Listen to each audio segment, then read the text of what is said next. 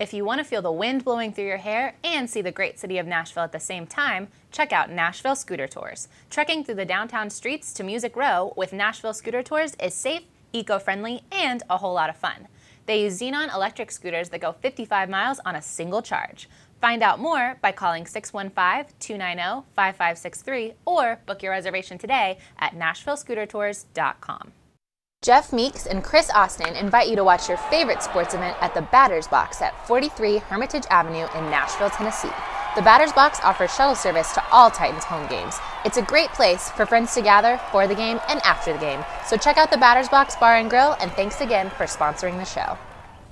Coming up next, the debut edition of TalkApolis' brand new show, Political Soup. This is where you'll find out all the facts that you need to make good decisions from both sides. Stay with us. Political Soup is coming up next. Today's show is brought to you by locally owned and operated Highland Rim Speedway. Highland Rim Speedway is celebrating its 50th anniversary this year with great short-track, door-to-door stock car racing in a safe, family-friendly atmosphere. Visit their website at highlandrim.com. From the family grocery hauler to fire-breathing racing engines, the one name you need to know is USA Motor and Machine, located at 51 Cleveland Avenue in Nashville, Tennessee. Give them a call at 615-726-3725 or at usamotorandmachine.com. Well, hello, everybody, and welcome into the first edition of Political Soup here on TalkApolis. I'm Joe Williams with my counterpart, the guy who's really going to drive this thing, Crom Carmichael. Brand new show. The idea is, I think, Mr. Crom, to get facts out on issues that affect us both locally and nationally in a way that folks can make their own good decisions. That's correct. That's what we're trying to do. Now, as we get started with this, you're going to guide us through this. You're going to have some friends come join us, friends who may not agree with everything that you agree with. My job is kind of to play traffic cop and keep everything moving along. This is not anything that's brand new to you. You've been doing this in Nashville for a long time. Yes, thank you. You're kind. Since 1984, Teddy Bart asked me to participate on the round table, which was a lot of fun.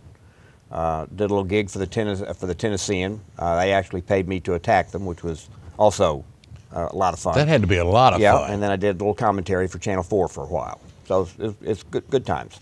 In addition to all this, you're a businessman, an entrepreneur. There's a lot of things that you're involved in, and you see how decisions made from a governmental standpoint, not necessarily a political, but governmental standpoint, affect what you do, and how the politics affect the decisions of government. Well, sure, but public policy matters. I mean, it will obviously, for example, bad public policy led to the housing debacle, which put housing companies out of business, homes in foreclosure. It really devastated the economy.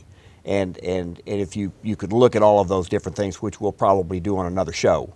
But what I want to try to do is, if you want to try to draw a proper conclusion, there are three elements. You have to have knowledge, which are the facts. And with facts, you can have understanding, which means the implications of the facts. And then if you have understanding, you can have wisdom, which means a proper conclusion. Now, if you don't have the understanding, it's not possible to have a proper conclusion. If you don't have the facts, you can't possibly have understanding. And so we'll always try to start each subject with laying out the opposing points of view. Right. And then we'll say, all right, now what are the facts?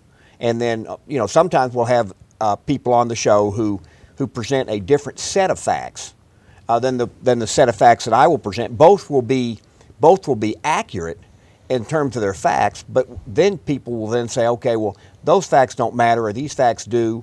Then you go to the understanding and then the conclusion. And so that's what we'll be attempting to do on this show. And that was going to be my next question. How are we going to resolve the issue when one set of facts and the other set of facts may both be correct, but they are completely opposed? That's what will make it fun. Sure. And that's what makes it interesting. I mean, there's some people, for example, and I'm not one of them, who believe that you can raise tax rates and increase revenue and grow the economy at the same time. I think that's false. So I will present facts to support that argument. And by the way, this is a little bit like soon we'll have a football. We'll have the Super Bowl. Right. We can argue about who's going to win the game, but at the end of the day, somebody's going to win that game.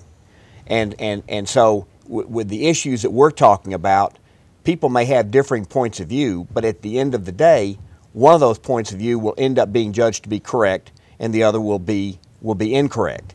What we're going to try to do is help people accumulate knowledge so that they are more likely to end up with correct conclusions more frequently than they have poor conclusions. You've been doing this professionally since 1984, and I can tell that this is a passion of yours that had to go on before that, probably the year before when you graduated college. So my question becomes, what are the issues different today? How have the issues changed from when you started in '84 to where we are today? Or are they basically the same issues with just maybe a little bit of different wrapping paper? Well, the issues are many of the issues are the same. They're just bigger now. Government, when Jack Kennedy became president, the federal government passed the $100 billion in spending mark. Okay, now we're at 3.6 trillion. When Reagan was president, we were probably somewhere around $1 trillion. And so the government has expanded dramatically. Is that good? Is that bad? How far can you go with it? If you want to keep borrowing in order to spend, is there a limit to that? Part of that will be what we talk about when we talk about the fiscal cliff in just a little bit. I was going to say, now today in our first show, we're going to talk about the fiscal cliff. And obviously that is a huge issue as we tape this, just a few days left before Christmas, which means there's just a few days left before the end of the year when, I think everybody hopes something will happen before then. We're also going to take a look at what we've all called Obamacare and how it affects specifically our state here in Tennessee. Correct. And what we'll be talking about when we get to that second subject is that some states have chosen to set up state exchanges. Other states have chosen not to set up state exchanges and let the federal government set up a federal exchange in their state. Governor Haslam has chosen to not set up a state exchange.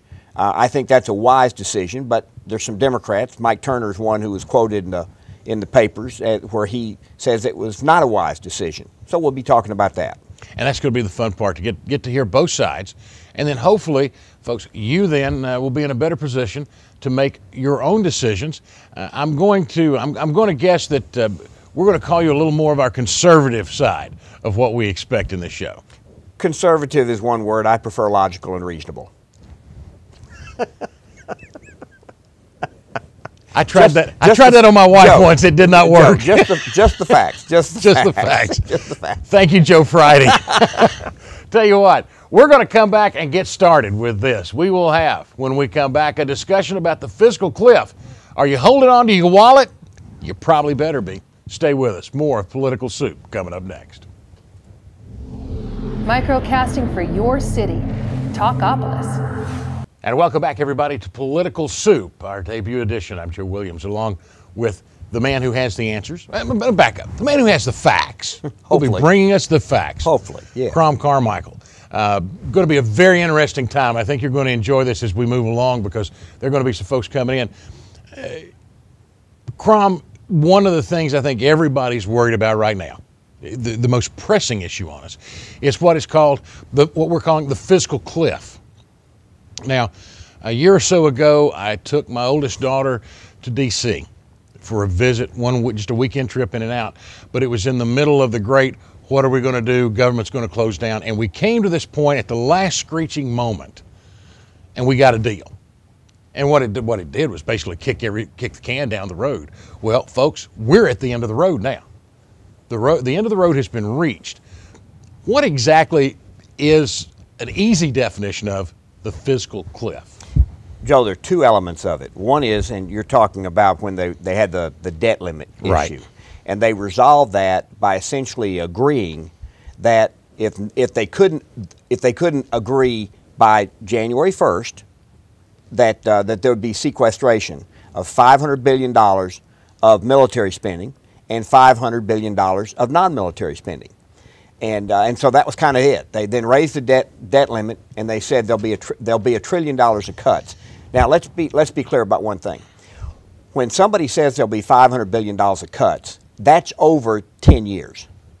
And so it's not $500 billion all at once. And so when somebody says the federal deficit is $1.2 trillion, they're talking about 1 year. Wow. The federal deficit is always stated as a 1 year increment, whereas spending and taxes are 10-year increments, which is crazy to me. Sure. We don't run our lives like this, and so it's very difficult for the public to understand this because it's not common sense. But it's the way Washington decided to do that back in the 70s. Two questions there. One, help me understand or define sequestration.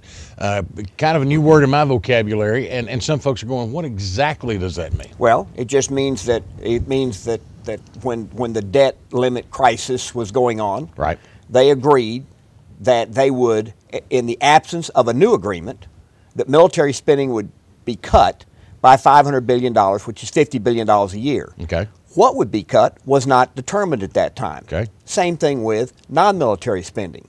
So they said they would sequester, meaning they just take out of the budget from military $500 billion. Then the Pentagon, I guess, would try to figure out how to spend $50 billion less than they're already spending. Okay. And which is about a 10% cut for the military per year.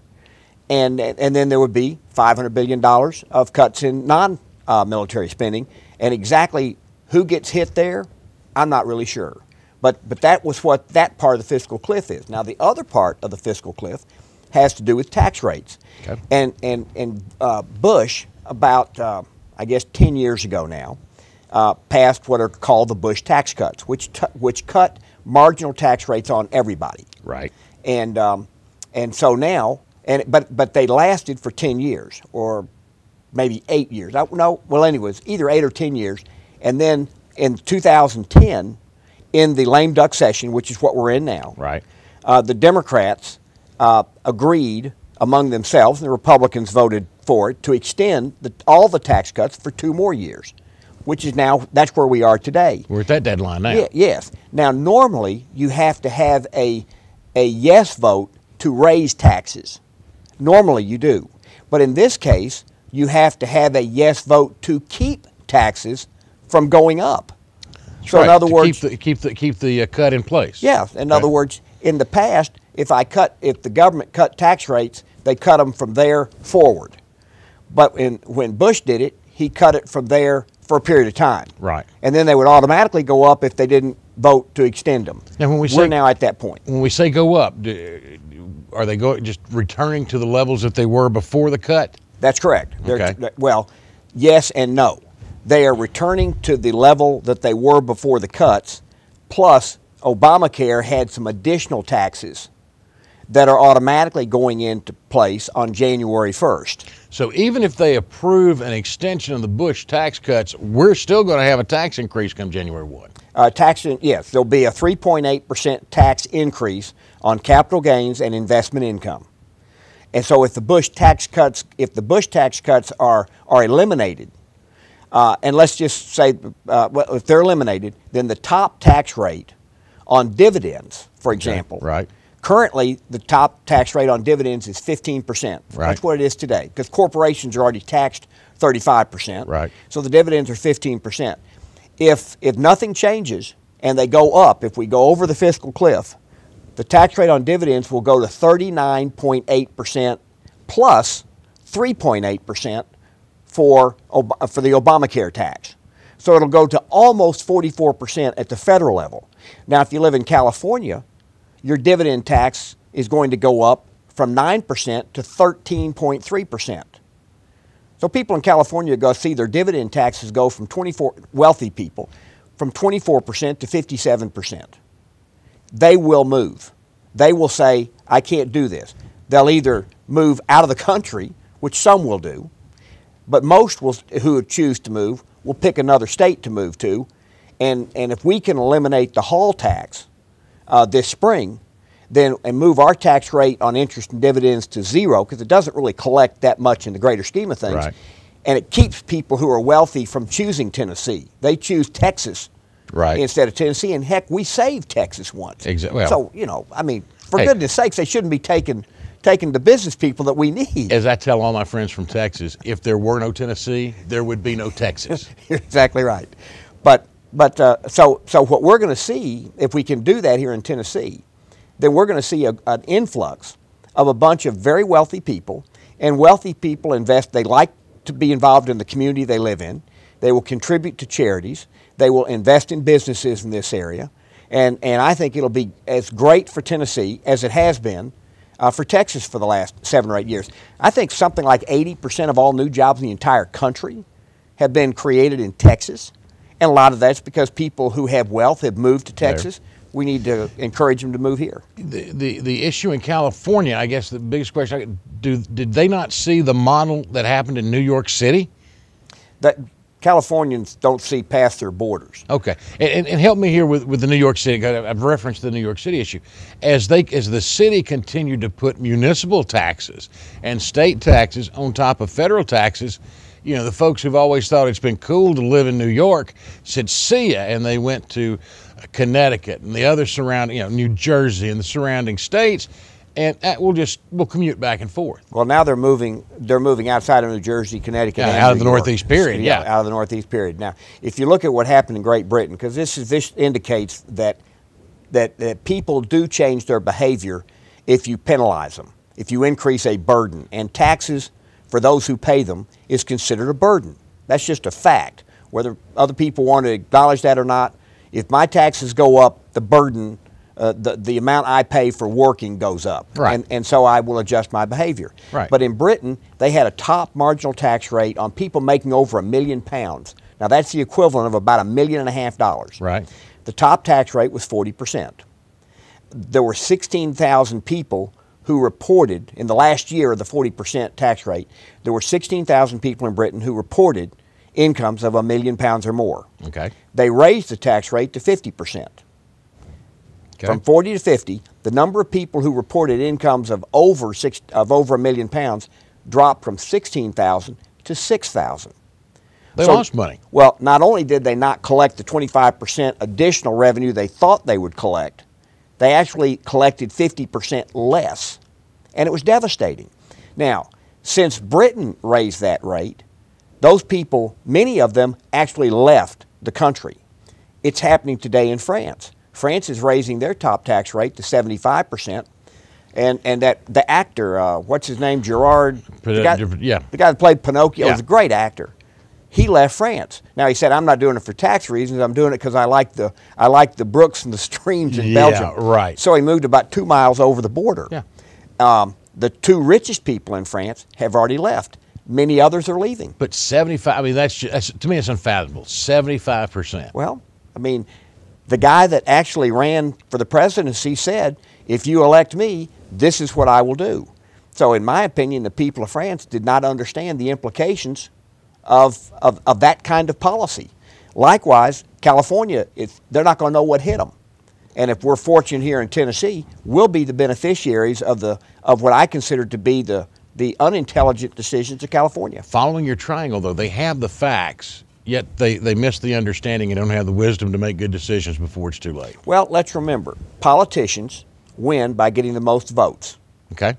So if I say, vote for me, and I will raise taxes on that guy over there, and I'll give you some of the money, and I convince 10 people that by taxing that guy over there, or let me change it, 50 people that I'm going to tax that guy over there, because if you listen to the Democrats, they're going to raise taxes on the top 2%. So that means 1 out of 50. Right. Okay, and they're going to fix everything. Well, that's either going to happen, and it's true, or it's going to happen, and it's false, that it won't fix everything. So over the weeks and months, that's part of what we're going to be talking about is what has been predicted will happen if government does such and such, and then what actually happens. And if what actually happens isn't what they predicted would happen, then do we want to keep doing the same thing? What's that expression that if you keep doing the same thing over and over again and you expect a different result, you're kind of it's lunacy. Yeah, it's lunacy. Yeah. Very quickly, because we've got to take a break, but at what point do taxes and tax burdens themselves put people in the mindset, I don't want to make any more money. Well, I don't want to hire anybody else. This is what I want. okay, they can have this little slice, and I'll keep this, and I lose my ambition. Yeah, the answer is it's different for everybody. And that's what's interesting about it, is that if I raise tax rates from 40% to 50%, some people will react, but not all people will react. Some people will, just as in Britain, 6,000 people reported incomes of over a million pounds, and are paying more taxes. But 10,000 people did react. So it's not always that everybody does this or everybody does that. But if I increase welfare benefits consistently over the years, more people will choose welfare than work because I've increased the reasons to take welfare. We'll talk about that on a future show. But let's get back to the fiscal cliff and what's going to happen December 31st. If nothing happens, tax rates on everybody are going to go up.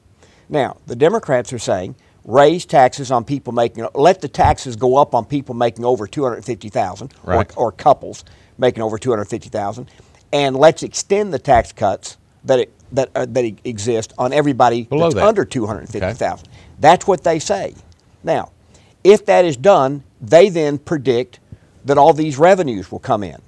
I predict that all these revenues that they are predicting won't come in, because people will change their behaviors. And in fact, in some cases, the small businesses that have to invest money in capital equipment, while they report an income of over $250,000, they don't have $250,000 in cash. Right. So they can't pay the tax.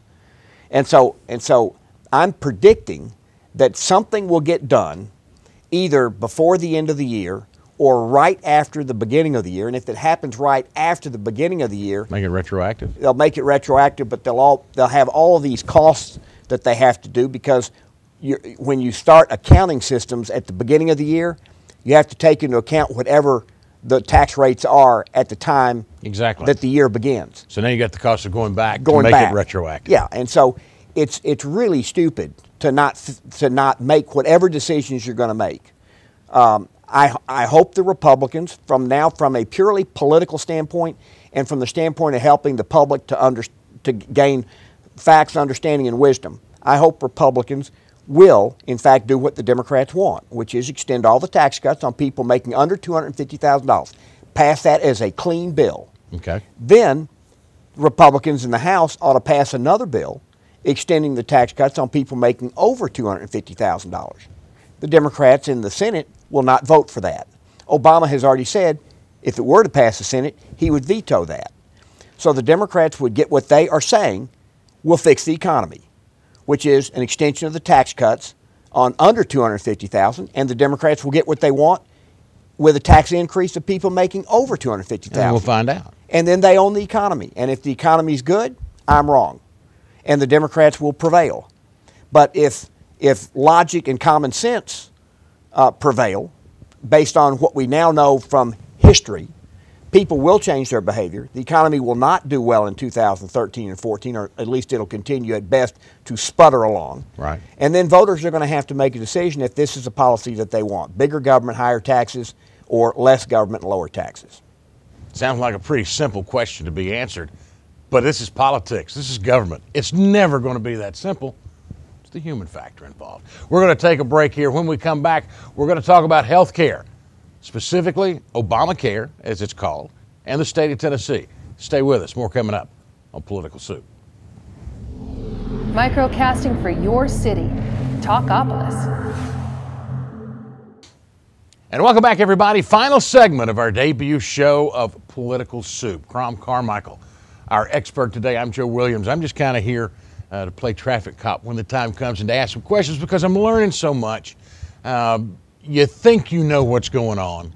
You read the papers, you watch Fox, you watch NBC, whoever you want to watch. You think you know what's going on, but it's good to get actual facts. Well, Joe, you're very kind. Let me first of all say that, and I work hard to kind of, I've built kind of a worldview, and I've studied history, and so when I read an article that has data in the article, it sticks to my mind, and I'm able to then process that and understand what the implications are. You mentioned earlier that in business you have to understand that, and that's absolutely true. it also helps to understand human nature, which will be part of our ongoing discussion over the weeks and months. You know, I've been married 26 years and I still haven't figured that human nature thing out, but that may just be my little corner of the world. In our final segment, one of the biggest things that I've seen, the battles, if you will, the political battle in my life, has been the issue of Obamacare and the definition of that. Is it universal health care? Is it single payer? Is it everybody gets insured? And none of it's ever been really, I don't think it's ever been completely explained. Because, personal opinion, I don't think any one of the 535 people who voted on this, I doubt any one of them read the whole thing before they voted. Now it's time to come to pass. These things, it's falling into place. As we talked about earlier, the tax for it hits January 1st, and we start seeing some things come along. Part of the program was states had an option to set up what they called an exchange. Now, I understand health insurance, and I understand insurance and the concept. I'm not sure I understand the concept of an exchange. What exactly is that? Well, when you say the word exchange, that can mean a lot of things. Exactly. So we're going to focus on what that word means as it relates to what we're going to call Obamacare. Okay. It's the Affordable Care Act. Most people think of it as Obamacare. If you say the Affordable Care Act, most people don't know what you're talking about. Right. So we're going to stick with Obamacare. But states are given the opportunity to choose to set up exchange or not. And as I've said to people, if Tennessee were to set up a state exchange, what the governor would be agreeing to do is to live under all of the rules promulgated by Washington thus far, all of the rules that they will promulgate in the future, and any rules that they may choose to change. So in other words, this isn't a state exchange run and controlled by policies of Tennessee, made by Tennessee. Okay. We would be agreeing that whatever Washington tells us to do, we would do. And so I am very pleased that Governor Haslam chose not to set up a state exchange. Let me just give you one little data point. Okay. We've heard that the Obamacare Act itself was over 2,000 pages. Right. When a bill is passed in Congress, then the regulators and the bureaucracy then have to write rules. Exactly. They've already issued 13,000 pages of rules. 13,000 pages. And it's only just started. They're putting out hundreds of pages a day. So the governor has no idea what the rules are. Wow. But it wouldn't even matter if he did understand what the rules are, because there'll be new rules and changed rules. So I think he's been very wise to say to the federal government, if you want to have a federal exchange in Tennessee, you set it up, you run it, and you fund it. But what is it? I mean, what is it? Is it just exchange the Well, same as? that's going to be another great question. Okay. What exactly is it? Because that's not even well defined. You have insurance companies that'll be offering insurance policies, but the insurance policies that they offer are described by Washington. So whether or not they're even ultimately affordable is not known yet, because nobody knows exactly what has to be included. Now, the fact is, the more things you include in an insurance policy, the more expensive it is. Sure. Yeah, and so nobody knows what it's going to cost. But here's what we do know, is that the subsidies that are paid to help individuals pay for their premium. Okay. And people who make up to 400% of poverty, which is $94,000, they will receive a subsidy. And even at that high level, their subsidy will be over $10,000 a year. At the lower level, for a family of four, it'll be over $20,000 a year. Well, just do the math, as the president says, do the math. Let's go to the math. Right. If there's 15 million people who sign up and get subsidies, you're looking at hundreds of billions of dollars of cost. Where does that money come from? Nobody really knows. It sure doesn't come from the 3.8% Obamacare tax. It will be more deficit spending. And so then what happens is the federal government starts running these huge deficits. For the states, my prediction is, for the states who set up a state exchange, the government says, okay, you're paying 20% of it now. Oh, no, you're paying 30% of it now. You're paying a percentage of the subsidy, and we're going to determine how big the subsidy is. So that just, to me, it's foolish to set up a state exchange, and I'm glad he didn't. Now, in addition to that, let me go to one other part. Under the law, and let me also say this. This part is not yet settled. It's ambiguous. And so the governor has taken the side of the least risk as to how it's ultimately settled and ruled upon. But if you set up a state exchange, then under the law, if an employee of a company drops their company coverage and signs up for the exchange, gets their insurance on the exchange, and is eligible for a subsidy, the federal government then has the right, under the law, to impose a $2,000 penalty on the company, not just for that one employee, but a $2,000 penalty for every employee they have. That's if they have over 50 employees. So then companies will, who are getting hit with that penalty because one employee dropped the coverage, they'll drop all their coverage. That would be logical. Sure. They'll just drop all their coverage and tell all their employees to go on the exchange. So all of a sudden, instead of it being 5% of the population is on the exchange, it might be 20, 30, 40%. And in fact, McKinsey came out and said that at least 30 million additional people will be on the exchange because 30% of businesses will choose to drop their coverage. Now, but if a federal exchange is set up, the law is quiet on the subsidies for an employee who's under the federal exchange, and therefore it's quiet on whether or not the federal government can impose a penalty. So what the governor has done is he has said, I'm looking out for the businesses in Tennessee because they're the ones that employ our people, create the income, and ultimately pay our taxes. Our taxes, either by their employees or by the companies themselves. Right. So I think that Governor Haslam has been very, very wise. Is there a positive to joining the federal exchange? The only good thing, setting up whatever. Yeah, the only good thing about setting up a state exchange, I'm absolutely convinced that our government in Tennessee could set up and manage a state exchange better than the feds. I'm sure of that. But that's the only positive that I can see.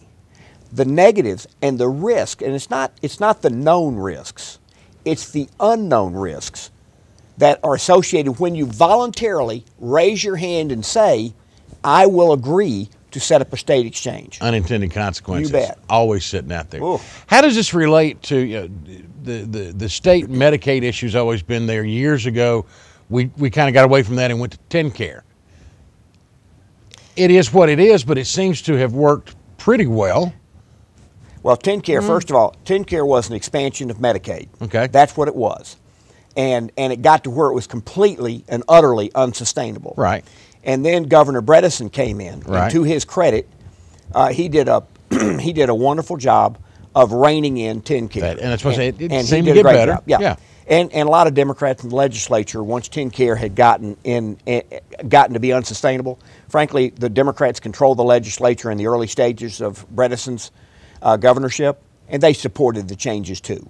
And so to the credit of Democrats in Tennessee, they did the right thing so that our state would remain a state that's low taxed, attractive to businesses, so that our people can prosper. But now, still took care of the folks. Absolutely. Well, it didn't take care of everybody. When you have cuts, you have some people who are hurt. And on another show, we ought to talk about how to then address that, because there are people in our state who need health care badly and who cannot afford it. But that is, I'm not going to say it's the exception in the sense that it's only one or two, but it's a relatively small number of people compared to the total population, and there are ways to address relatively small problems efficiently. But if you say that everybody falls into that boat, or many more people fall into that boat than actually do, then you end up with a solution that is incredibly expensive and unwieldy, and ultimately you have to pull it back. But what Obama has done on Medicaid is he has said to states, and this was part of the Supreme Court decision, because the way that the legislation, Obamacare, was written was it said if you don't expand Medicaid to 130% or 133% of poverty, you will lose all of the Medicaid you're currently getting. Right. The Supreme Court ruled 7-2 that the federal government cannot force states to expand or lose something they've already been promised. So states could then, based on the Supreme Court decision, could choose to expand Medicaid or not expand Medicaid. Now, what Obama has done is the president's come out and he has said, if you choose to expand Medicaid at all from where you are today, you have to expand it all the way to 130%. So, and that if you think about that, why not let states that want to expand Medicaid to say 100% of poverty or 105% and see how that works before they have to leap all the way, leap off the cliff, yeah, and go accept all those consequences. And so, consequently, in my opinion, what the president's doing is he's actually forcing states to not expand, because if they jump from the point where they are today to where he'd like for them to be, it'll break their budgets. And we in Tennessee understand that better than of many other states because of TennCare. Okay, I was going to say, from a historical standpoint, we tried that. It failed. Is it fair to say that TennCare, up to the point of unsustainability, is a pretty good model to look at Obamacare and what's coming?